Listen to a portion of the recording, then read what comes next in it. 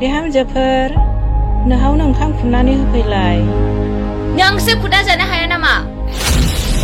आंखौल' नांगौ आंहा गुबुन खामानि गैया नामा आंनि खामानि मावालासे नोंसोरखौ फुजिबाय थानांगौ नामा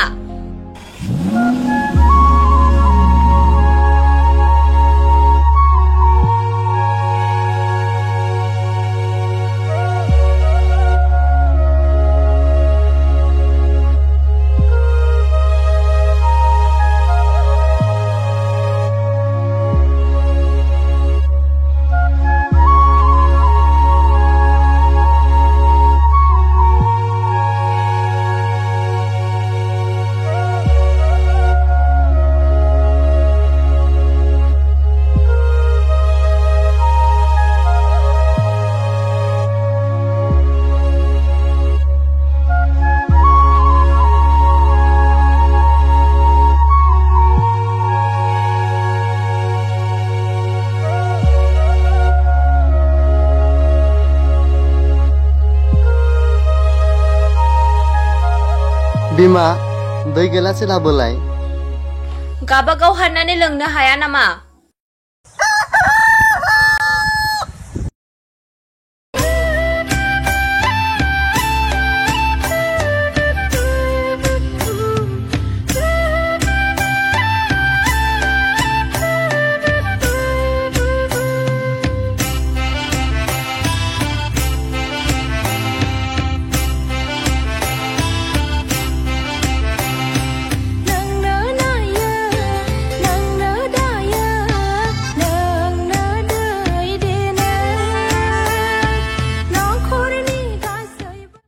आयै फैसा बेल'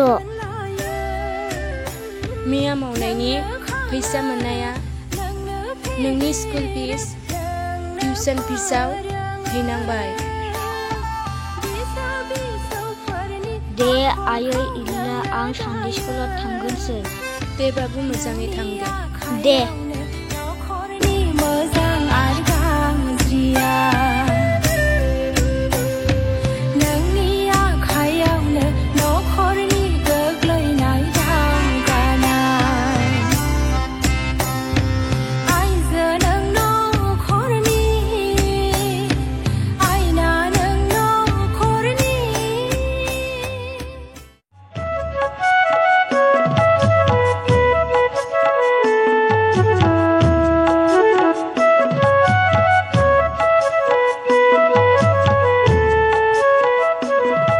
गिर्जायाव थाङो नामा बाजै दिनै गिर्जायाव थाङो मोनदोंदा बाबु बैयाव एसे खामानि दङ दे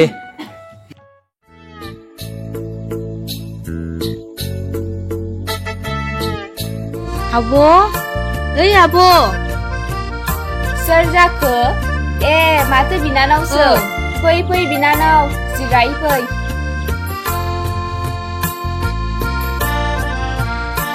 मोजाङैनो दंना आब' थै बिदिनोसै मा होनबावनो गिर्जायाव थांला नामा दिनै आब'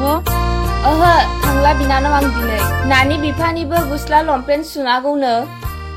आंबो थांला दिनै गिर्जायावहाय मियानिफ्राय लाइन गैयिया जेबोखौनो नुथाराखसै आङो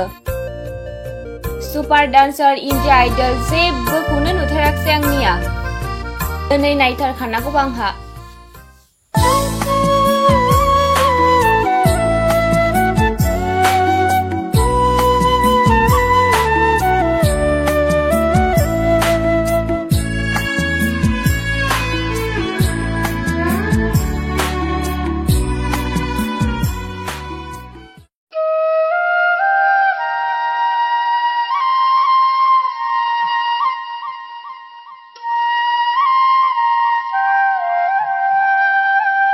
आयै आं सानडे स्कुलाव थांनि नों सानडे स्कुलाव थाङोब्ला टिउसनाव सोर थांनो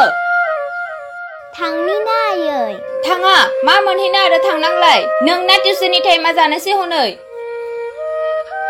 सहायनो हालां बे न'खरनि मानसिफोरखौ बेरायगारल' जायो आं हारसिंल' मावजोबनांगौ आब' मा खालामबावनो बिदिनोसै नै आब' नोंखौ दिबिकाया दाखालि जोबोद रायथारखादों गिर्जायाव थाङा माया खोनासंजाथावखाया मा रावजों बुंदों नोंखौ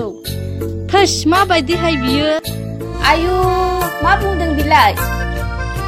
निखावरि पापिया बिदि बुंनो बोरै साहस मोनखो बियो निखावरि पापिया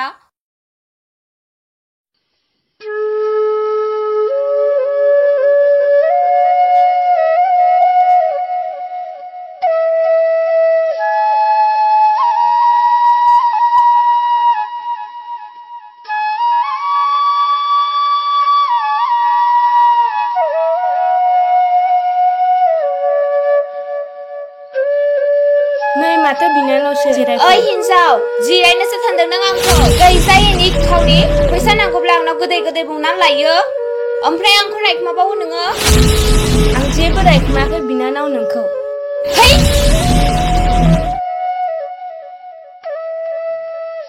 फोरबो नों बिखौ निमाहा खालाम मानोना बियो मा बुंदों बियो जेबो मिथिया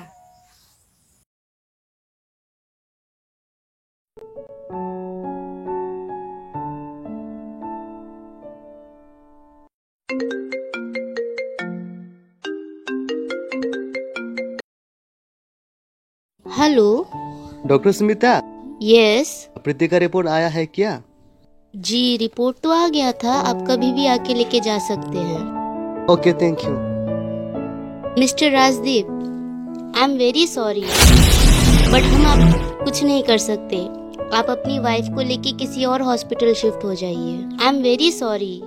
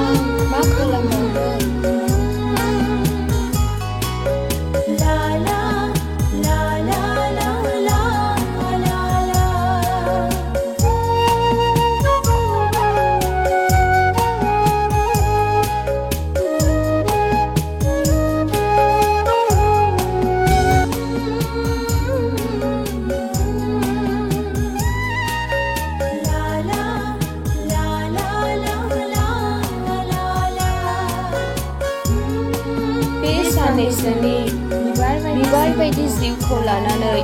आं मा मावै खामानि मावनांखो फोरबो आंखौ निमाहा होदो आं उदायै पापिखौ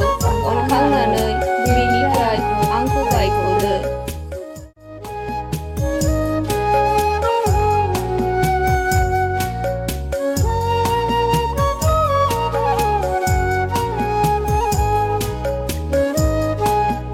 आयै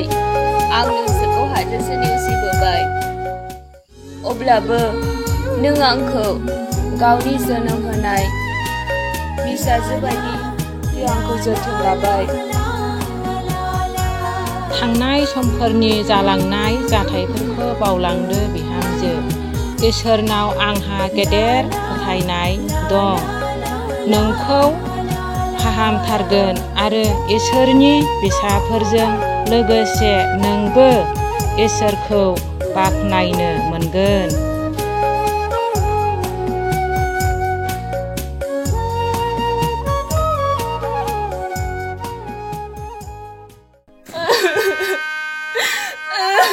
जिंगादासि आगै लासैनो हामगोन फोथायनानै आरज खालाम इसोरा मावनो हायि जेबो गैया औ नंगौ आब' नाथाय आं गोबां पाप मावबाय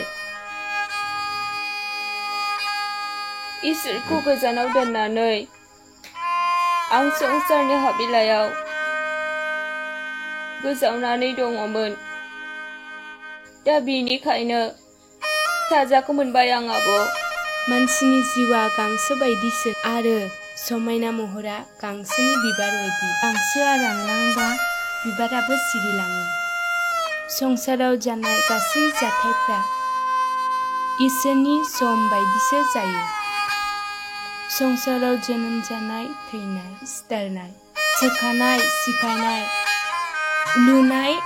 दाहा खालामनाय रंजानाय मोननाय गोमानाय गासैखौबो बिनो खालामो आंनि गाज्रि आखुनि थाखाय नोंखौ गोबां दुखु होबनांबाय आंखौ निमाहा होदो आब' आगै नों अरायबो फोरबुनियाव भरसा खालामनानै आरज खालामनायाव नांथाबनानै था आब' फोरबुआनो अनजिमा गैयै गोगोम अन्थाइ